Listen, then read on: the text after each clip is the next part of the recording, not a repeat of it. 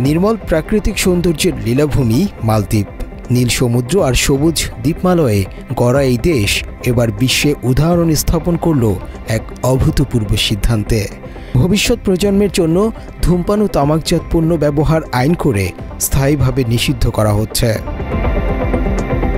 শনিবার মালদ্বীপের স্বাস্থ্য মন্ত্রণালয়ের এক ঘোষণায় জানানো হয়, নতুন এই আইনের অধীনে 2007 সালের 1 জানুয়ারির পর জন্মগ্রহণ করা যে কেউ আর কখনো তামাকজাত পণ্য ক্রয়, ব্যবহার বা বিক্রি করতে পারবেন না।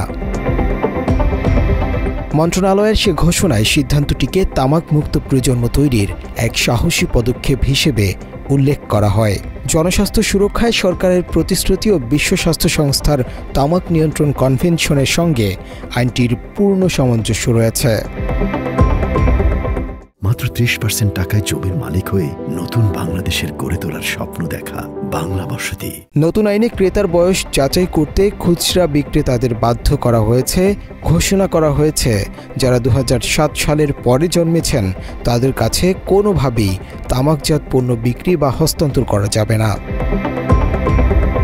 এর আগেই মালদ্বীপ বিশ্বের কঠোরতম আইন প্রয়োগ করেছে ড্যাপিং ও সিগারেটের বিরুদ্ধে।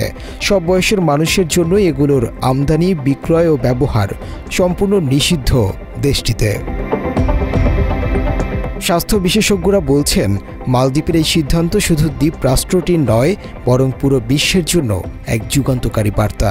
ধূমপানের ক্ষতিকর আসক্তি থেকে পরবর্তী প্রজন্মকে রক্ষা করার পথে এটি এক নতুন দৃষ্টান্ত। সমুদ্র, সূর্য আর নীল আকাশের দেশ মালদ্বীপ এখন আরও নির্মল এক অভিযাত্রার পথে। আইনি এই বন্দোবস্তের মাধ্যমে আগামী প্রজন্মের জন্য সুস্বাস্থ্য, নির্মল বাতাসে বেড়ে ওঠার নিশ্চয়তা আর সবুজ সতেজ প্রকৃতির অনন্য নিদর্শন হয়ে উঠবে দেশটি, এমনটাই মনে করছেন বিশ্লেষকরা। Muntasir Tashrif, news desk, Bangla addition.